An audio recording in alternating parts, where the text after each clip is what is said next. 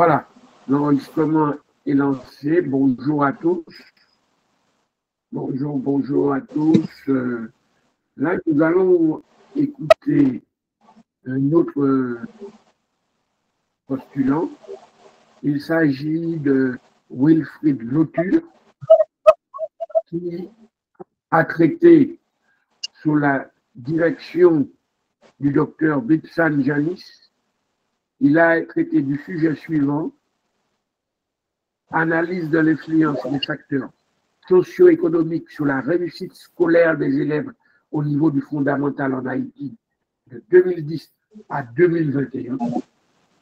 Le cas de 6 écoles de la commune de la vallée de Jacmel. Le rapporteur étant le docteur Nelson Sylvestre et moi-même, comme vous l'avez remarqué, je suis le président de séance. C'est pour cela et en tant que tel que je demande à Wilfried Lauture de prendre la parole pour nous présenter son travail et je lui donne 10 minutes pour faire ça.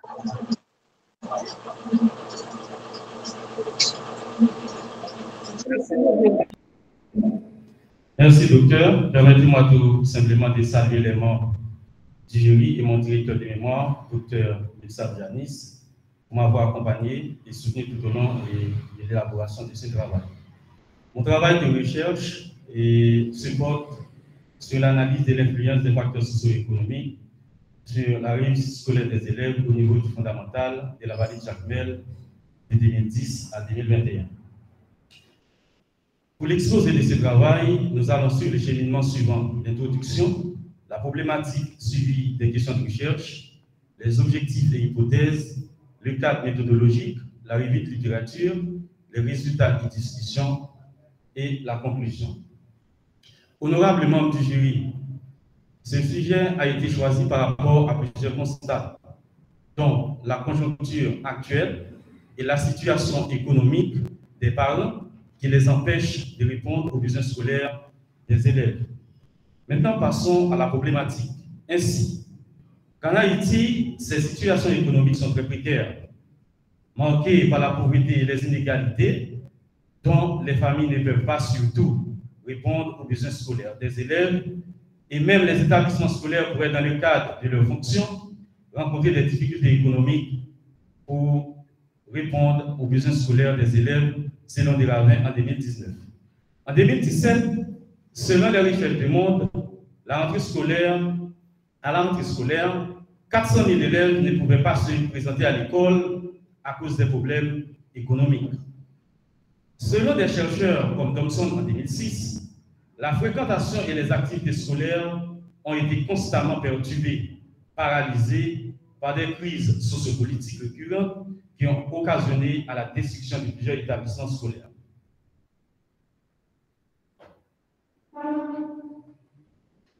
À partir de ces constats, on a une question fondamentale: en quoi les facteurs socio-économiques peuvent-ils influencer la réussite scolaire des élèves au niveau du fondamental?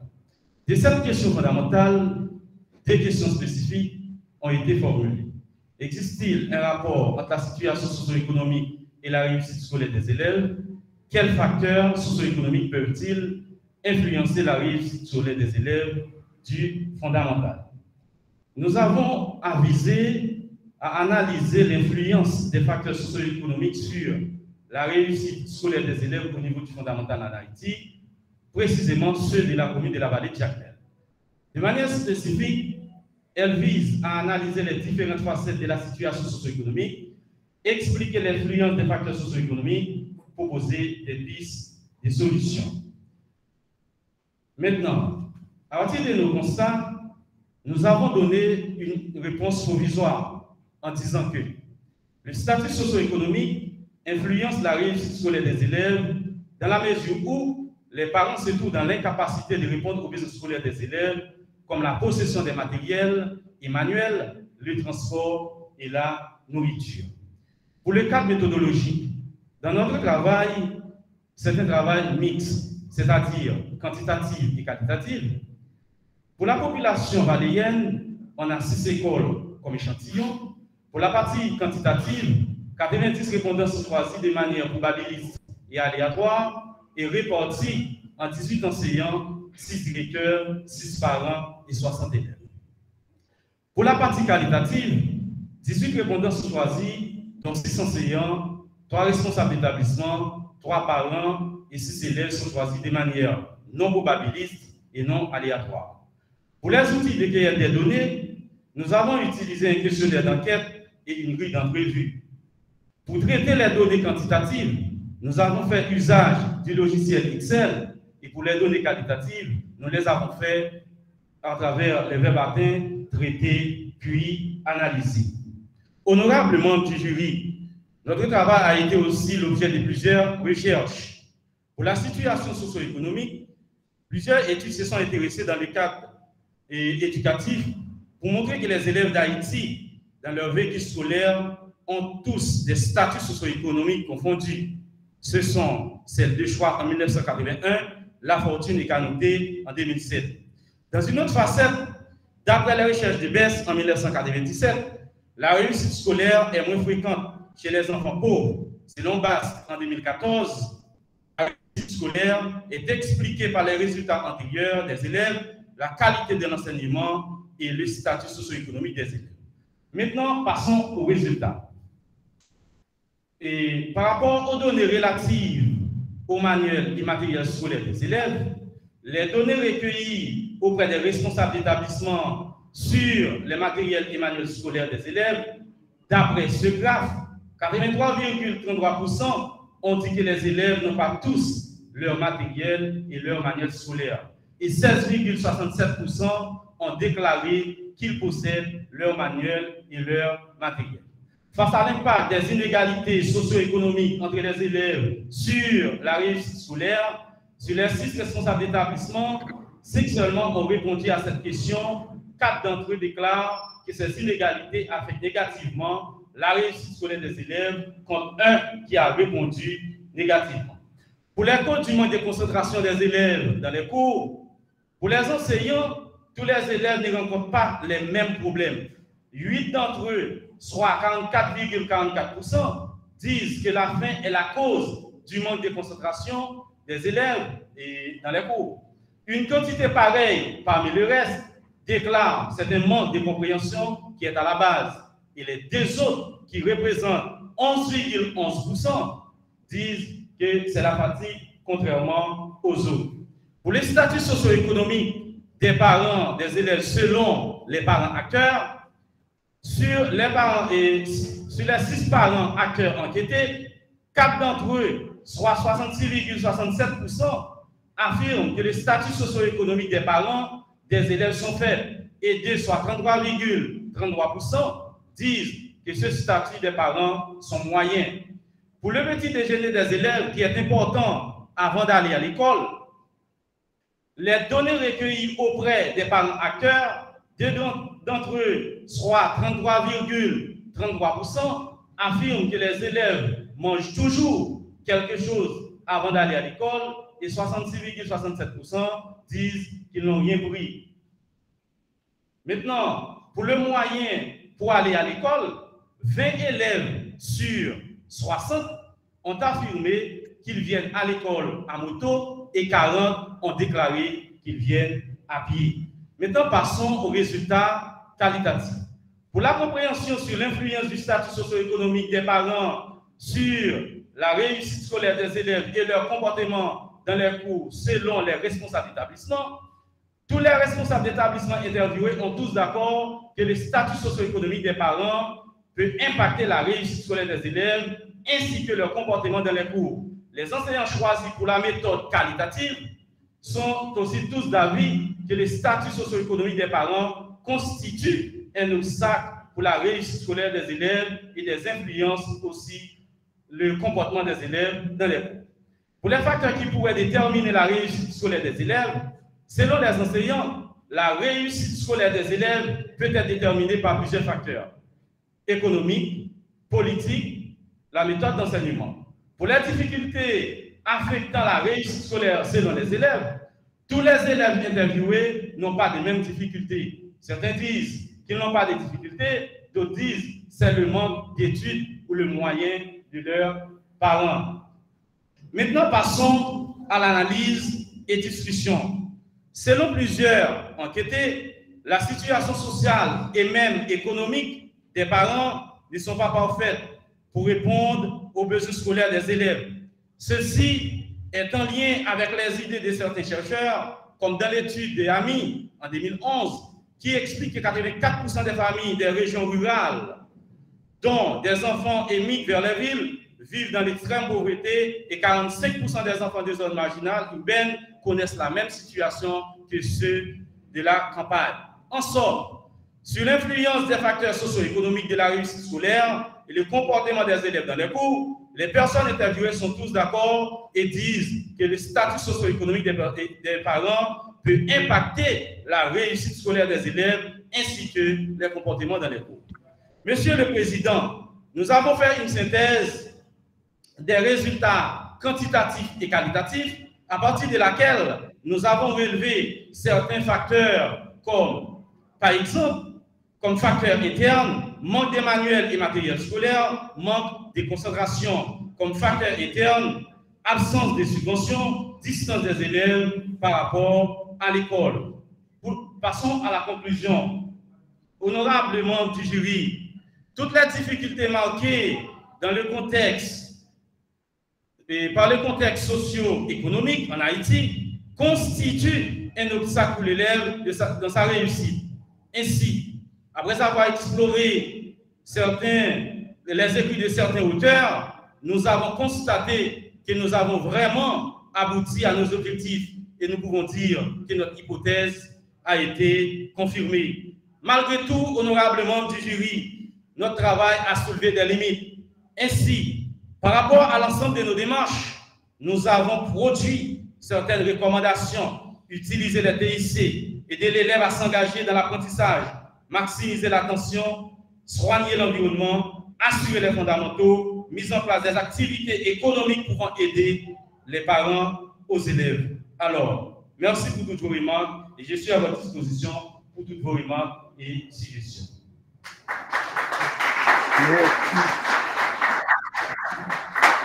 Merci à Wilfried Lauture pour son exposé. L'exposé, c'était clair. En tout cas, moi, j'ai compris. C'est déjà ça. Je vais passer immédiatement, sans plus tarder, la parole au docteur Nelson Sylvestre. Et après, en espérant qu'il est de retour, je passerai la parole au docteur Mipsan Janis, s'il est de retour. Parce que c'est lui. J'étais toujours là. Professeur Fred, j'étais toujours là. Qu'est-ce qui se passe alors? Tu ne réponds pas. J'étais là dès le début. Et qu'est-ce qui s'est passé? Qu'est-ce qui s'est passé, Janis? Mipsan? Je ne sais pas, mais moi, j'étais là dès le début de la présentation de M. Lauture. Ah, tu parles de Lauture. Mais je te parlais du candidat précédent, Schiller Domon. J'étais dans le... Oui, là, il y avait une confusion. On en reparlera après. Ok. Très bien. Alors, le docteur Janis Mipsan est présent. C'est lui qui a encadré le pétron, Wilfried Lauture. Et je passe immédiatement la parole au docteur Sylvestre, qui est rapporteur de ce travail. Docteur Nelson Sylvestre, tu as la parole. Merci, docteur Célimène, et pour cette prise de parole. Merci à Wilfried. Et Wilfried a pris la décision de se vêtir comme moi, même s'il est plus élégant que moi avec sa cabane. Et puis, Wilfried, tu es parent de Franck également? Franck, alors Franck, c'est mon cousin. Ah, mais c'est bon. Tu en as l'air. C'est bon. Oui, c'est vrai. Et en réalité, c'est un travail intéressant. Je n'ai pas tout lu en détail, mais j'ai parcouru le document. Je pense que tout le parcours théorique du travail est correct et le dispositif empirique, c'est bon. Et pour un travail de master, je pense que les conditions minima sont là. Donc, raison pour laquelle je me réjouis d'avoir à faire des commentaires concernant ce travail. Bon, j'ai pris quelques notes sur ces notes-là et je demande bien à Wilfried d'en prendre note également. Et première chose, c'est sur le plan de la forme, mais c'est toujours le même problème, problème de titres adéquats. Il y a un problème d'adéquation généralement des titres. Et je parle en termes de formulation de ces titres-là et de la concision, du sens profond et, si vous voulez, même du contenu. Et par moments, je vois des titres formulés sur mesure, c'est bon, mais parfois, il y a des titres trop courts qui n'enseignent pas suffisamment parce qu'un titre, c'est l'attraction, c'est ce qui porte le lecteur à explorer le contenu. Et par moments, il y a des expressions utilisées dans la formulation de ces titres-là, à mon humble avis, qui manquent de profondeur. Et je vois le contenu un peu trop fort par rapport au titre. Donc, c'est parfois la curiosité intellectuelle porte un lecteur à lire un contenu avant même de se référer au titre. Mais si on devait, pour certains titres, et uniquement se limiter à la formulation, peut-être qu'on n'irait pas, peut-être n'irait-on pas au contenu. Donc, le premier problème, c'est le problème d'adéquation des titres, dans la plupart des cas. Deuxième élément est de forme, je dirais, il y a des paragraphes qui sont trop longs. Parce que quand on écrit, il ne faut pas l'oublier, et on écrit avec des mots, des concepts.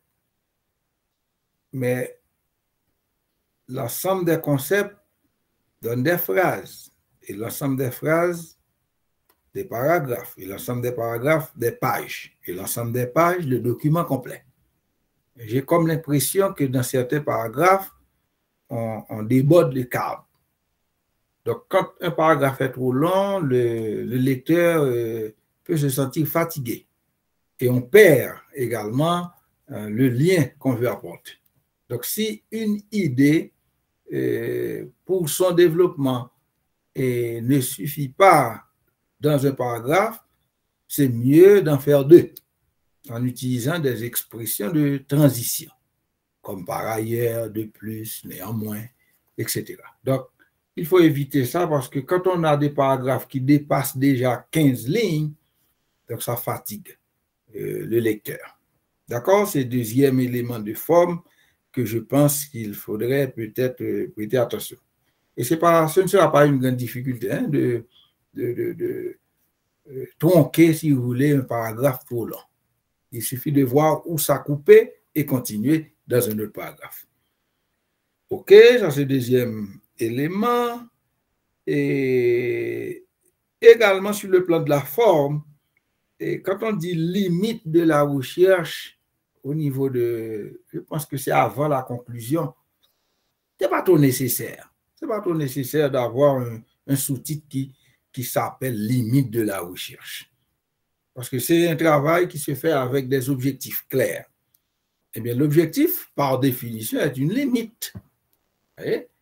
Donc, les objectifs définissent ou bien mettent en évidence la limite de travail. Donc, pas nécessaire d'avoir un sous-titre qui s'appelle limite du travail. D'accord? Et ça n'apporte rien, si vous voulez, à la qualité du texte. Et comme tu dis là, au tout début de ce paragraphe, tout travail a ses limites. Eh bien, on le sait déjà, donc c'est tautologique d'avoir à redire, d'accord? Et Ensuite, il y a des expressions et qu'on s'amuse à utiliser à la vérité. Ce sont des expressions que si on pouvait les éviter, ce serait mieux. Par exemple, tu parles de cueillette de questionnaire. Cueillette de questionnaire. Aux pages 22 et aux pages 25, tu parles de cueillette. Et je pense que si on parle de données, c'est mieux de dire collecte de données. Bon, pour le questionnaire, je ne comprends pas l'expression cueillette des questionnaires. Bon, parfois, on dit que c'est du français ancien, je ne sais pas. Mais quand même, si on pouvait utiliser d'autres expressions, ce serait bien. Et je vais rapidement au contenu. Par exemple, tu ne fais pas de différence entre bibliographie et référence bibliographique. Parce que je vois dans ton texte, là, tu parles de référence bibliographique. Bon, j'allais te critiquer, mais par la suite, j'ai vu que tu présentes ça sur la base des règles standards de présentation d'une bibliographie en utilisant la rigueur dans l'ordre alphabétique de nom et également, si vous voulez, l'uniformité par rapport à la nature des documents. Mais au tout début, je me posais la question pourquoi cette rigueur-là n'existait pas. Mais finalement, je vois que tu as comme titre référence bibliographique. Il y a une différence entre référence bibliographique et bibliographie.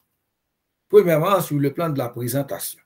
Parce que quand tu dis référence bibliographique, dans le corps du texte, si tu as cité, à nommer des auteurs, c'est bien d'indiquer la source de tes citations. Donc là, on parle de référence. Il y en a qui mettent ça en pied de page, il y en a d'autres en fin de chapitre, il y en a d'autres à la fin de document. Ça n'y aurait pas de problème. Alors que quand on parle de biographie, les deux règles standards doivent être respectées. D'accord? Donc, les références pour les citations, et on doit indiquer les pages, ou bien la page qui a été citée, et le fragment également dans le code du texte, alors que si on dit biographie, ce sont les ouvrages, les documents qui ont été globalement consultés dans le cadre du travail. Donc, il faut se mettre d'accord. Je crois que sur la base des normes en vigueur à l'IUS, on vous demande à la fois des références et la bibliographie quelque part dans le document, généralement avant même la table des matières. Donc, il faut prendre en compte. Je dis que c'est un élément de fond parce qu'une biographie, en général, témoigne de la qualité du travail présenté. Moi-même, pour mesurer la qualité d'un travail, je vais rapidement de la biographie pour voir l'aspect, si vous voulez, spatial, l'aspect chronologique et l'aspect de contenu thématique. C'est un travail de qualité et peut se refléter dans la bibliographie consultée. Donc, c'est très important. Je ne crois pas avoir un problème avec les auteurs consultés, mais sinon avec le formatage. Mais puisqu'il s'agit de biographie, c'est un élément de fond. Donc, il faut prendre en compte et faire la différence concernant ce point-là. Ensuite, je vois dans ton travail, tu dis recommandation. Alors, j'ai bien envie de te demander à qui recommandes-tu les lignes que je vois là, sous ce titre, à qui? As-tu été bénéficiaire d'une bourse quelconque du ministère de l'Éducation nationale? Oui, je ne sais pas, ça peut arriver. Dans ce cas-là, si ces institutions-là contribuent à ta formation, c'est bien de leur dire, écoutez, le travail pour lequel vous m'aviez appuyé financièrement, eh bien, je vous recommande ceci et cela. Parce que les étudiants prennent l'habitude de recommander. Mais il faut savoir à qui recommander. Au lecteur ou à qui en général. Donc, en général, dans un travail de master, c'est l'exposition des solutions concrètes à des problèmes évidents détectés. Il y a un problème au niveau de la relation situation socio-économique et la réussite des élèves, eh bien, on s'attend à voir, bon, le problème étant posé, quelles sont les solutions envisageables. Hein? Les solutions envisageables et les solutions envisagées. Et comme spécialiste en la matière, tout lecteur prendrait du plaisir à t'écouter. OK? Et donc, ça, pour moi, il faudrait dire ça. Ou si tu voulais parler de pistes de solutions. Vous voyez? En master, on veut avoir des pistes de solutions. En licence, des pistes de réflexion. En doctorat, la thèse. Quelle est la thèse? Parce qu'on te citera comme auteur. Vous voyez, il y a nuance. Piste de réflexion, premier cycle. Piste de solution, deuxième cycle. Thèse, troisième cycle. Et puis on ferait le couronnement de la connaissance que tu as exposée. Alors, il y a une question, et c'est ma deuxième question fondamentale. Tu parles des effets. Et enseignement enseignant, alors établissement enseignant, établissement-enseignant et famille. Alors, ma question, ces effets-là sont-ils réciproques? Parce que pour moi, c'est le fond même de son travail. Puisque tu parles des effets, établissement enseignant, dualité et famille. Je pense que c'est très, très important de parler de ces effets-là. Mais sont-ils réciproques? Et penses-tu avoir bien analysé ces effets-là? OK? Maintenant, une dernière remarque concernant ton travail, et c'est par rapport au tableau statistique. Par exemple, au page 51, 52, je n'ai pas de souci pour les graphiques, mais pour les tableaux, il y a un problème. Il y a un problème de titre, il y a également un problème de contenu. Parce que je ne suis pas trop sûr quand tu dis, par exemple, si tu vas à la page 51, ton travail, il y a un tableau double.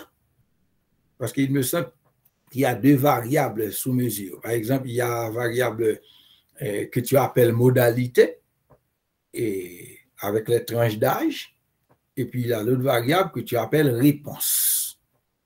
Mais le problème, c'est que les intitulés de colonnes, tu parles d'effectifs, tu parles de je ne sais pas, de pourcentage.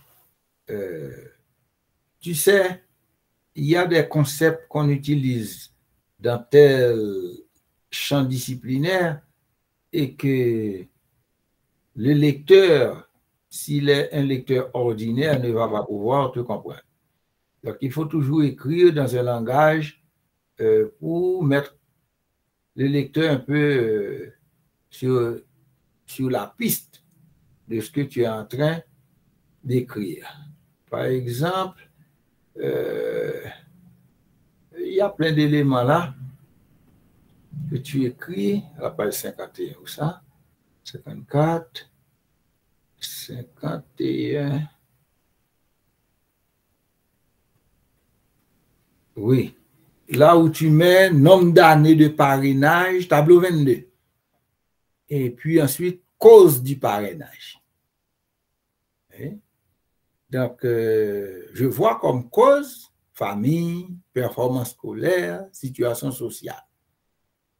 je vois comme, bon, je ne sais pas, tu dis nombre d'années de parrainage, de 0 à 5 ans, de 5 à 10 ans, et puis ensuite tu mets effectif, et puis tu mets fréquence. Donc, par conséquent, et c'est important d'utiliser, par exemple, moi-même, j'utiliserais en lieu place d'effectif nombre. Un lecteur comprendrait mieux l'expression nombre que l'expression effectif. Et quand tu dis fréquence, un lecteur comprendrait mieux l'expression proportion. Ouais, proportion, qui se mesure en pourcentage. Donc, parfois, et le jargon utilisé en statistique doit être, si vous voulez, aménagé, ajusté pour un lecteur ordinaire.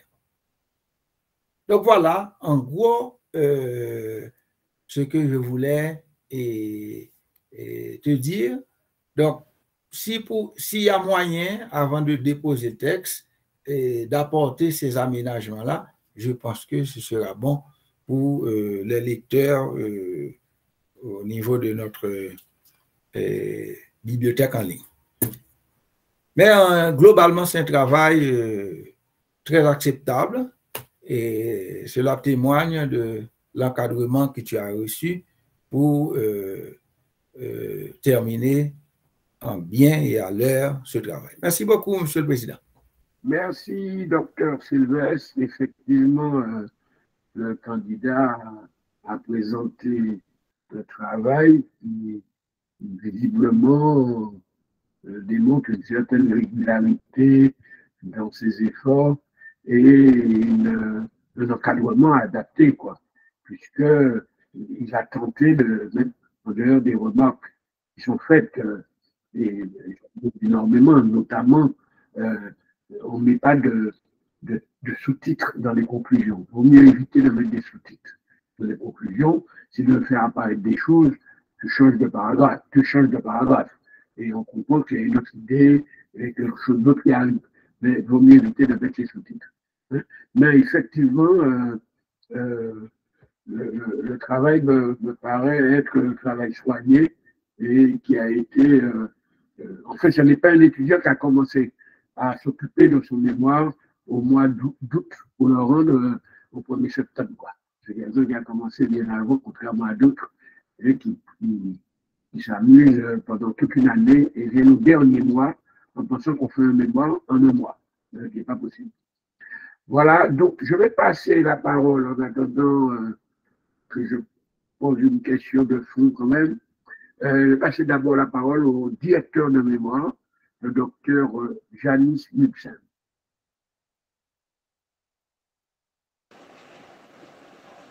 Salut tout le monde. Je salue docteur Fred Selimen ainsi que docteur Nelson Sylvestre qui font partie du jury. Je tiens aussi à féliciter publiquement l'impétrant, c'est Wilfried Lauture. Et tout au long de cette aventure de recherche que nous avons partagée ensemble, j'avais retenu 3 choses en ce qui le concerne. C'est sa discipline et sa disponibilité. Et je ne sais pas s'il est conscient, mais j'ai pu remarquer une deuxième chose. Il s'est engagé dans une dynamique de recherche-action. Et quand on essaie de faire une petite histoire concernant Wilfried Lauture, on va rapidement comprendre inconsciemment ou consciemment ce choix. C'est parce que c'est un enseignant de carrière, c'est aussi un directeur d'école, c'est un syndicaliste qui essaie de s'engager pour voir l'amélioration du système éducatif haïtien. Et le troisième aspect, c'est son souci de produire un travail de qualité. Et je pourrais dire, quand on a un étudiant à la trempe de Wilfried Lauture qui est toujours disposé et disponible à répondre aux exigences de son encadreur, eh bien, au dernier jour, on n'a pas d'autre chose à dire que de le féliciter. Wilfried, chapeau, tu as fait un excellent travail. Étant donné qu'il s'agit d'un travail scientifique académique, comme tu as mentionné dans ta présentation, il y a, et selon les recommandations faites aussi par collègue Nelson Sylvestre, il y a toujours des améliorations à apporter dans ce texte. Parce que pour répéter, professeur Alphonse Apidiaou, qui était mon ancien directeur de thèse, il disait toujours qu'un mémoire ou une thèse est toujours inachevée, car même après la soutenance, car l'étudiant aura toujours à trouver un élément pour améliorer la qualité de son travail. Eh bien, je pense au niveau de cette étape-là, à cette étape-là, pour éviter ce pléonasme, tu as fait un travail de qualité. Eh bien, les autres étudiants en licence pourraient te prendre comme un modèle d'étudiant, un modèle de discipline, un modèle de citoyen engagé. Et sur ce, Wilfried Lauture, eh bien, je te conseille à ne pas s'arrêter à ce niveau-là, de poursuivre tes études, pourquoi pas vers d'autres champs professionnels ou pourquoi pas vers une thèse de doctorat avec IUS pour pouvoir mesurer en quoi les questions de la précarité de la famille avaient impacté négativement la réussite scolaire, non seulement à la vallée de Jacmel, mais tu pourrais élargir ton terrain sur d'autres communes à des fins de comparaison. Et c'était un excellent étudiant. Je voudrais publiquement témoigner son attitude par devant le jury et l'assistance. Je vous en remercie, professeur Selimène. Docteur Lipsan Janis, merci pour ça. Effectivement, comme je l'ai dit avant même que tu le confirmes, on voit que, et le docteur Sylvestre l'a souligné, on voit bien que l'étudiant est sérieux, régulier, et je dis toujours, le sérieux et la régularité, c'est signe de succès, c'est signe au moins de travail de qualité ou un travail qui ne peut pas être mauvais. Donc, sa régularité a joué dans tout ça.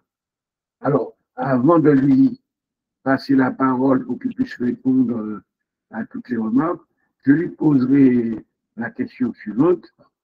Quand il dit que les statuts socio-économiques des parents influencent le comportement des élèves.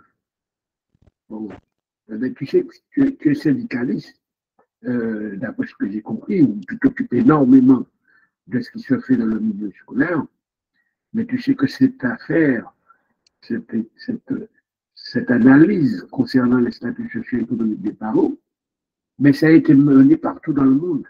Et quel que soit le lieu, ben oui, on a les mêmes résultats. Quand les parents ont un certain niveau éducatif, un certain niveau socio-économique, leurs enfants, non seulement d'un point de vue des résultats scolaires, ben, ça se remarque, mais je vais plus loin. On a pu remarquer que ça a aussi une influence sur le comportement même de l'enfant, même son comportement. Virgile Wilgerson, ferme ton micro, s'il te plaît. Donc, ça a une incidence sur le comportement. Et qui dit comportement, forcément, quand on a un bon comportement, pas un comportement de discipliné ou de farceur ou de paresseux, quand on a un bon comportement, bien forcément, ça a des résultats, ça a des conséquences sur les résultats scolaires. Donc, tout ça se tient. Mais pas seulement en Haïti, je veux te dire, c'est de façon générale. Donc, mais quelle particularité, toi qui es en plein dans le milieu, quelle particularité sur cet aspect-là que tu trouverais en Haïti. Parce que je suppose que tu dois savoir ce qu'on vient de te dire, tu dois le savoir en lisant les revues, les documents, que partout c'est pareil, mais quelle est la particularité en Haïti, par exemple, là-dessus? Tu as la parole, Wilfried.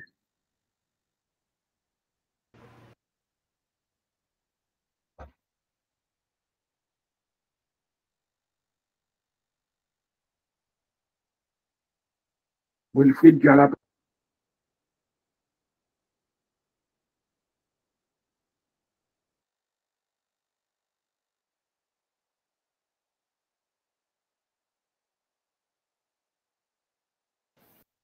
Le micro est fermé. Wilfried, ton micro est fermé? Wilfried, tu as la parole.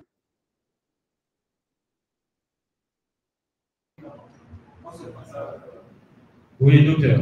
Alors, je viens de dire que je vais répondre les deux premières questions du docteur Sylvestre. Alors, je viens de dire que c'est un travail scientifique et comme vient de le dire mon directeur de mémoire, docteur Nimsam Janis, alors normalement, c'est face par rapport à notre enquête et on a visité un ensemble d'établissements scolaires et normalement ces établissements-là n'ont pas répondu aux normes demandées par le ministère de l'Éducation nationale. Et de là, puisque ce travail va directement déposer non seulement sur le site de l'UIS, et moi comme étant non seulement étudiant à l'UIS, maintenant il y a d'autres étudiants qui vont s'intéresser à lire normalement ce mémoire. À partir de là, maintenant on encourage surtout les responsables de l'État, les responsables du ministère de l'Éducation nationale, de doter normalement des matériels, des manuels scolaires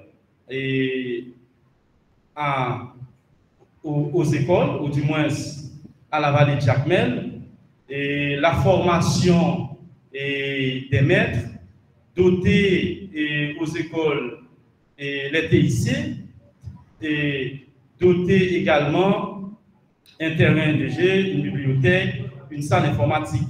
Alors c'est la raison pour laquelle que je dis, alors que je profite de l'occasion de serrer ces genres de recommandations.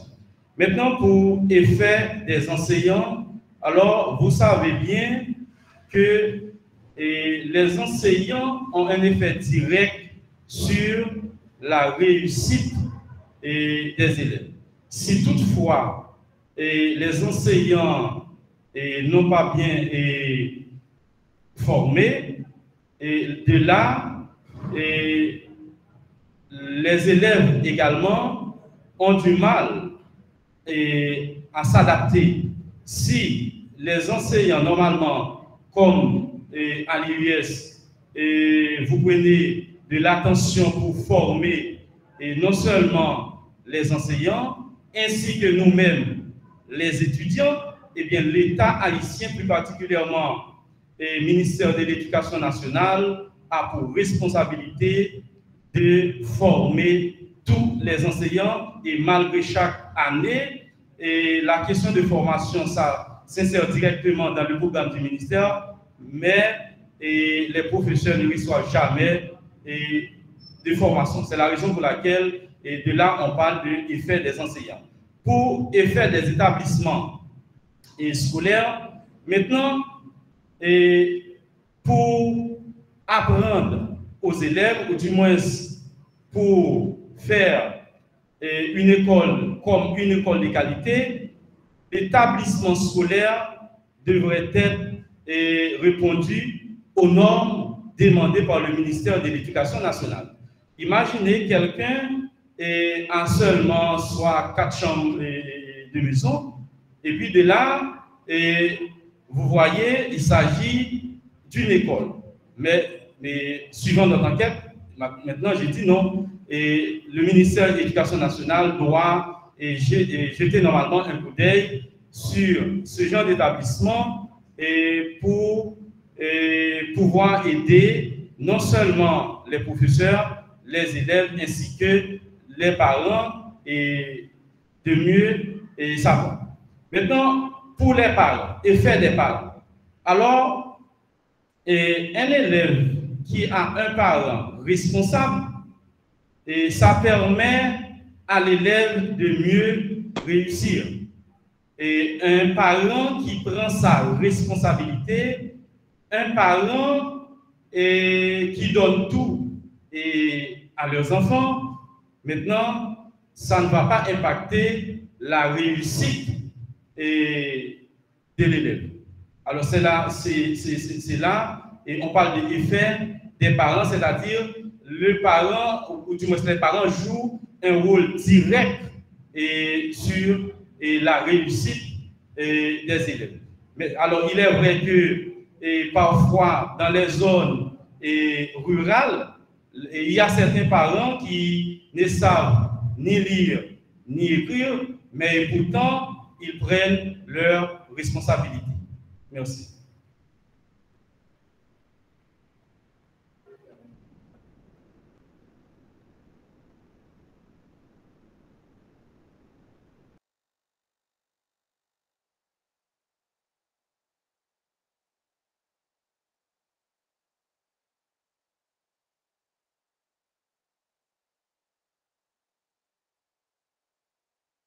Tu as le micro fermé, Fred.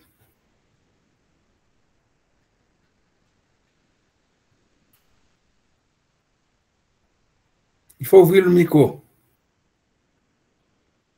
Je sais, mais ça prend tellement de temps. Il y a un problème de signal, possiblement. C'est fermé à nouveau. OK, c'est bon. Oui, voilà, maintenant. J'espère que c'est bon là maintenant. Alors, je voulais dire, c'est vrai qu'il y a de belles références bibliographiques dans tout au long du texte. Hein, il y a une bonne recherche théorique dans le travail de Wilfried. Hein.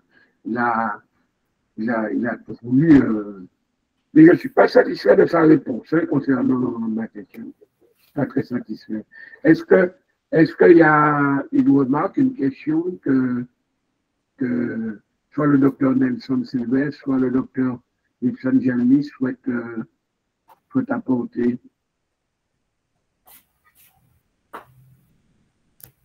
Oui, Nelson déjà. Je crois que c'est Mitsam qui demande la parole. Docteur Jalmis, tu as la parole. Merci, professeur Célimène. Et je partage aussi votre préoccupation. Et même quand Wilfried a réalisé un travail de qualité, on doit être d'accord qu'il n'a pas bien répondu à la dernière question. En ce sens, il présente les différents facteurs qui influencent comme étant une forme de déterminisme.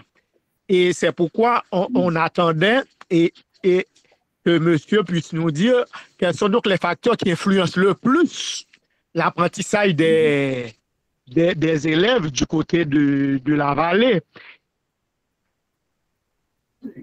Exact. Est-ce que tu as quelques instants pour nous expliquer ça, Wilfried? Tu peux compléter ton approche sur cette question?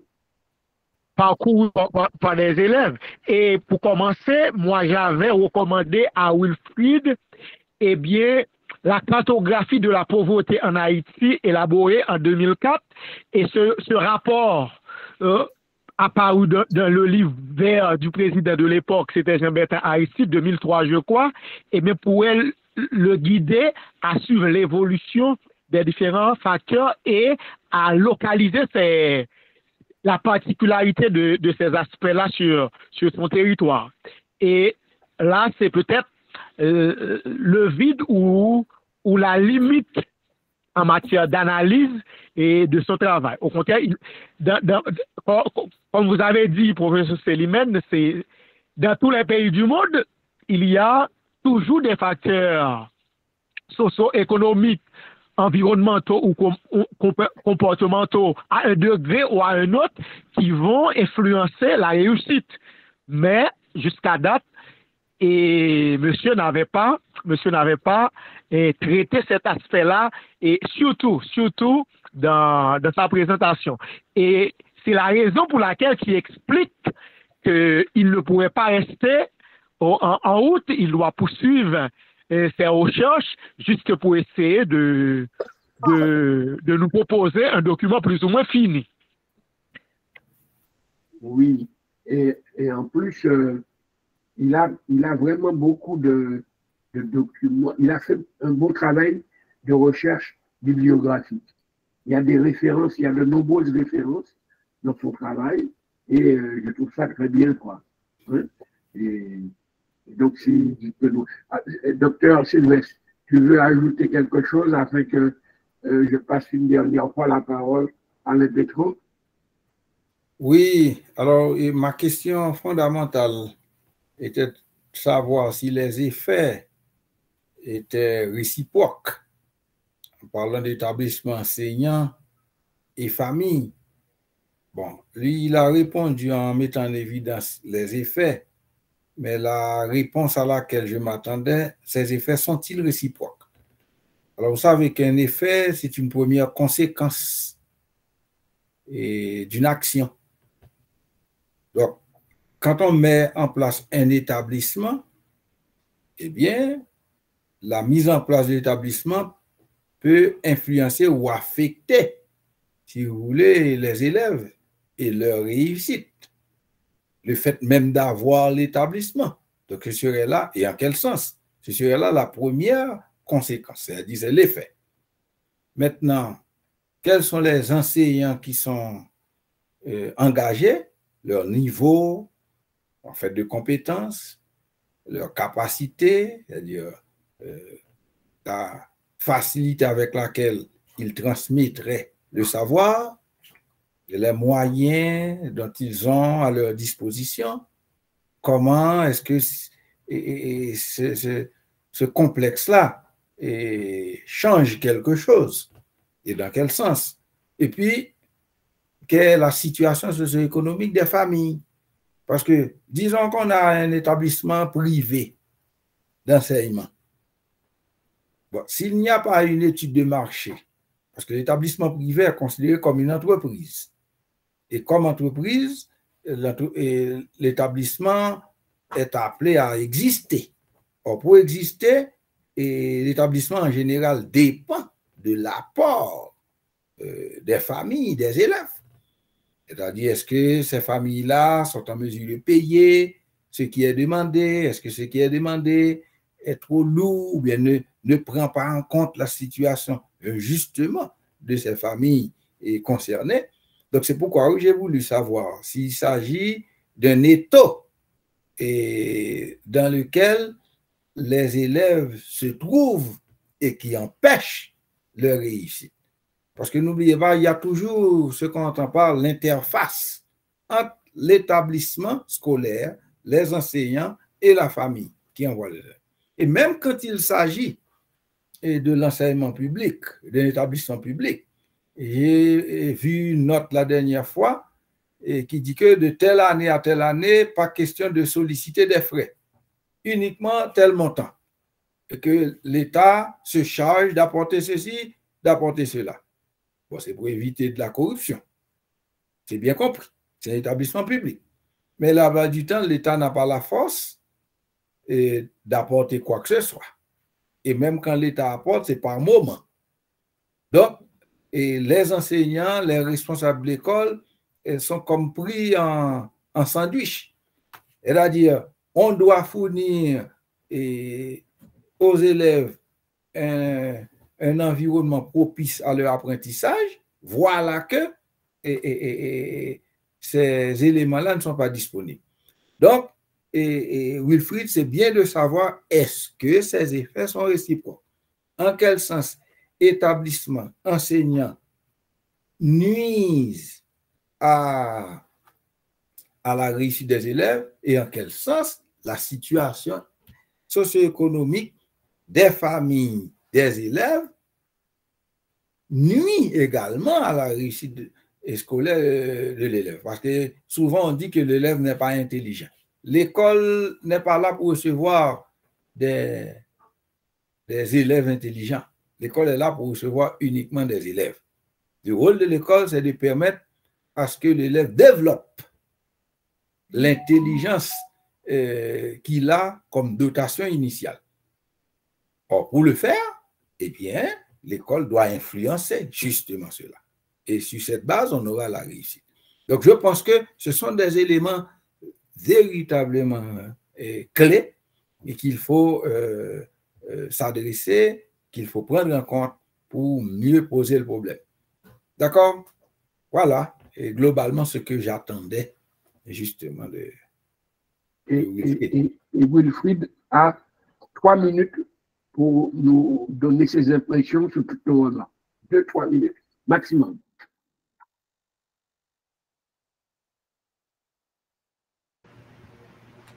Merci, Dr. Fred. Et alors, pour la question de Dr. Sylvestre, alors, normalement, et du côté de la vallée, il y a plusieurs facteurs qui influencent le plus des élèves ainsi que par rapport à la situation socio-économique et la situation socio-politique. Maintenant, auparavant, les parents ont l'habitude de se rendre à Port-au-Prince pour vendre les denrées pour pouvoir aider les élèves. De nos jours, et à cause de l'insécurité, les parents restent chez eux. De là, ils ne peuvent pas vraiment répondre à leur responsabilité. Il y a des parents également, que je viens de dire tout à l'heure, qui ne savent ni lire ni écrire, mais qui parfois font beaucoup d'efforts pour permettre à leurs enfants d'intégrer une école. Il faut tenir compte également la distance des écoles par rapport la distance des élèves par rapport à l'école. Il y a des élèves qui sont obligés d'abandonner par rapport leurs parents n'ont pas assez de moyens pour payer une motocyclette, ou du moins prendre un abonnement. Et bien de là, l'élève est obligé d'abandonner. Il y a également la distance des enseignants. Et parfois, les enseignants ont parcouru de 3 à 4 km pour aller donner un morceau de pain de l'instruction. Maintenant, parfois, par rapport également à la situation politique, les professeurs sont obligés également d'abandonner. Maintenant, de là, je crois que l'État en général devrait avoir pour responsabilité de faire beaucoup d'efforts pour pouvoir rendre possible l'école et surtout au niveau de la vallée.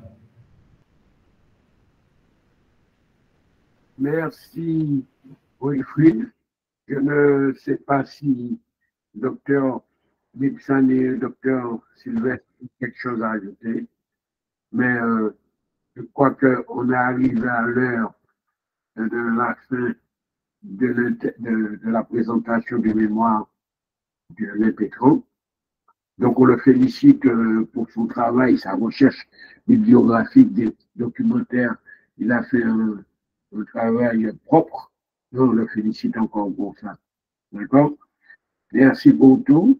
Donc, je mets un terme à la réunion et je mets aussi un terme à l'enregistrement. Hein? Je mets un terme à l'enregistrement immédiatement. Merci, docteur Nelson. Merci, docteur Janice. Alors,